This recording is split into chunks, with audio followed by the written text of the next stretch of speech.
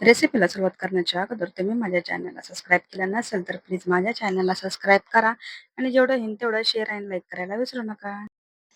तर मी तुमच्यासाठी एक रोज नवीन छान छान अशी रेसिपी घेऊन येत आहे. आजही घेऊन आलेली आहे. चला तर मग वेळ न घालवता रेसिपीला सुरुवात करूया.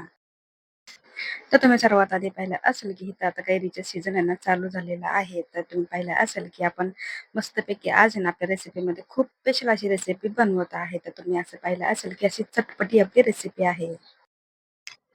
तर सर्वात आधी आपण काय केलंय, जी कैरी आहे ना, इथे मी घेतलेलं आहे 1 ते 2. त्याला जे आहे ना, आता आपण स्वच्छ पाण्याने धुतल्याच्या नंतर एका कॉटनच्या कपड्याने पुसूनही घेतलेलं आहे. त्याच्यासोबतच आपल्याला काय करायची, ह्याची जी साल आहे ना, ती साल आहे ना, ती काढून घ्यायची. आज आपण इथं बनवत आहे कच्च्या कैरीचे पापड. एकदम तोंडाला पाणी सुटणारे आणि हो, एकदम चटपटीत रेसिपी आहे. अजिबात स्किप करू नका. आता तुम्ही पाहिलं असेल, की आता ना कैरीची साल वगैरे मी इथं काढून घेते. तर साल वगैरे काढून झाली. फक्त आपल्याला जे वरचा जे पल आहे ते सगळं काढून घ्यायचंय ना. ते जे कुया वगैरे आहेत ना, ते आपल्याला घ्यायचे नाही. ते काय करायचंय, फक्त वरचे जे पल आहे साईडला काढून त्याच्या छोटे-छोटे असे काप तयार करून घ्यायचे.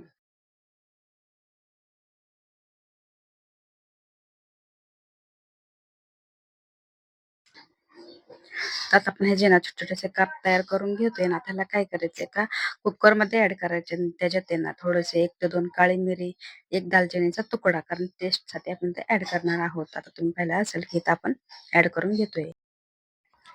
तर आपण इथं अर्धा ग्लास पाणी ॲड करून घेऊया आणि झाकण लावून 3 ते 4 शिट्टी याला करून घेऊया.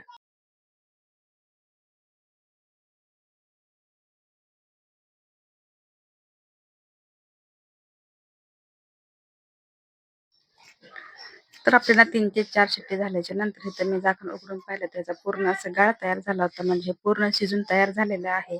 तर आपण ह्याला काय करायचं आता ह्याला ना आता इथं मी गरम घेतलेला आहे. तुम्हाला जर मिक्सरमध्ये म्हणजे आता फिरून घ्यायचं असेल तर तुम्ही घेऊ शकता.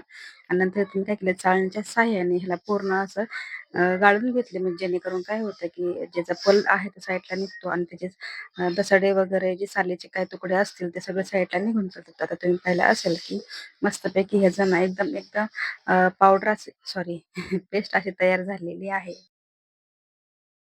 तर इथं ना आपण काढून वगैरे घेतले नाही, त्याचं काय होतं सड्या जातील आणि आपली जी रेसिपी आहे ना, ती फसण्याची शक्यता असते. त्यासाठी काय करायचंय, थोडीशी मेहनत आहे, पण गाळून घेतल्याच्या नंतर तुम्ही पाहिलं असेल, की त्याचं भरपूर असं ना, एक पेस्ट तयार झाली. त्याला काय करायचंय, कढईमध्ये ॲड करायचं. तुम्ही पाहिलं असेल, की कढईमध्ये भरपूर असं हे जे ना, मला वाटलं की थोडंसं कमी होईल, पण भरपूर क्वांटिटीमध्ये हे जे झालंय. तर तुम्ही पाहिलं असेल, की आता ही केळीची जी फळं आहेत, आपण एका कढईमध्ये ॲड केलंय.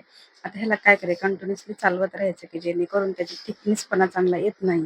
तर थोडंसं आटायला सुरुवात झाली तोपर्यंत इथं मी काय केलं थोडी साखर टाकली. आता ही ज्या कैरी आहेत ना, तर कैरी टेस्ट करूनच टाकायची कारण कैरी काय-काय ना खूप गोड असतात त्यासाठी. आता ही कैरी जी मी घेतली ना, ती भरपूर अशी म्हणजे खूप आंबट होती. त्यासाठी मी त्या साखरेचं जे आहे ना, तर अर्धा कप तर मेजरमेंटच्या कपनी घेतलेला आहे. तर तुम्ही पाहिलं असेल, की हे थोडंसं आटायला भरपूर अशी सुरुवात झाली आहे. तर आपण ह्याच्यामध्ये काय करूया, आपल्याला बनवायची आहे कैरीचं. तर हिरवा कलरचा आपण त्याच्यासाठी ॲड करूया कारण दिसायलाही खूप छान दिसेल. तर आता काय करायचं कंटिन्युअसली जे फ्रूट कलर आहेत आपण ते थोडासा टाकून घेतला चिमूटभर. आता कंटिन्युअसली चालवत राहायचे जोपर्यंत ह्याचा थिकनेसपणा ह्याला येत नाही.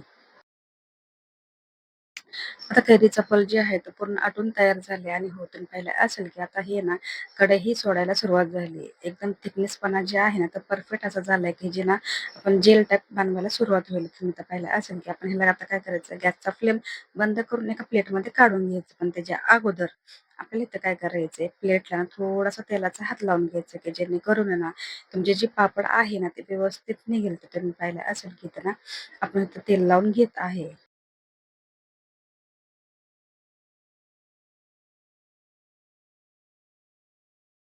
आता कढईतून ना ते प्लेटमध्ये ट्रान्सफर करून घेऊया. तुम्ही पाहिलं असेल की कढईचा पल जे आहे ना, तर पूर्ण जेली टाईपमध्ये एकदम परफेक्ट असा झाला. तर एका हाताने काय करायचं पूर्ण असं प्लेटला सारखं प्लेन करून घ्यायचं आहे.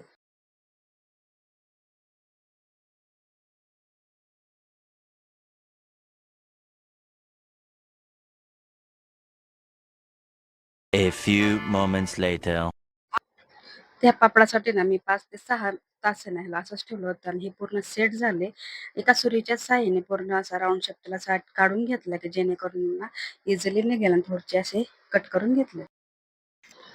तर करीच्या पासून आपण मस्त असं पापड तयार केले तर तुम्ही पाहू शकता कशा प्रकारे ही जेली टाईप आहे ना निघलेली आहे. आणि हो, जशी निघली तशाच पद्धतीने ही रेसिपी आहे ना, तर दिसायलाही आणि ते टेस्टलाही खूप छान झालेली आहे. आणि हो, उन्हाळा जायच्या अगोदर ही रेसिपी नक्कीच ट्राय करा. कारण ही रेसिपी आहे ना, ज्यावेळेस तुमच्यात कसं असतं की कधी-कधी आपण तोंडाला ही चव नसते, त्यावेळेस तुम्ही ही रेसिपी बनवू शकता. तर खरंच ही रेसिपी खूप छान बनते. तर रेसिपी तुम्हाला आवडली की नाही नक्की मला कॉमेंट सेक्शनमध्ये नक्की सांगा. आणि व्हिडिओ आवडला असेल तर आपल्या व्हिडिओला लाईक, शेअर, सबस्क्राईब करायला विसरू नका. भेटूया नेक्स्ट व्हिडिओमध्ये. तोपर्यंत स्वतःची काळजी घेत राहा. सर्वात महत्त्वाचं खात राहा, आनंदात राहा. आणि हो, ज्यांनी माझा व्हिडिओ पाहिला असेल ना, त्यांचं खरंच खूप मनापासून धन्यवाद करते. तर भेटूया नेक्स्ट व्हिडिओमध्ये.